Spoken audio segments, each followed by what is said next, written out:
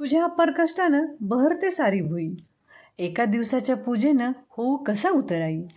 खांदे मळणी करून मला सजवलंस, मोरकी जुली गुंगरमाळा घालून आज मिरवलंस. तुझी इमानदारी पाहूनच बळीराजा मी वर्षभर राबतो. तुझ्या कष्टाचं मी चीज करतो. गरमागरम पुरणपोळी मला भरवतोस, माझ्यासारखंच तू जीवाचं रान करतोस. शेतकरी दादा, तुझं मन खूप निष्पाप आहे.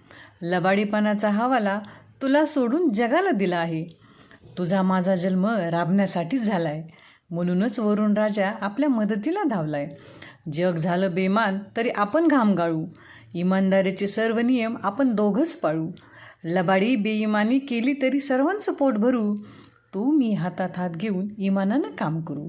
तू मी हातात हात घेऊन इमानानं काम करू.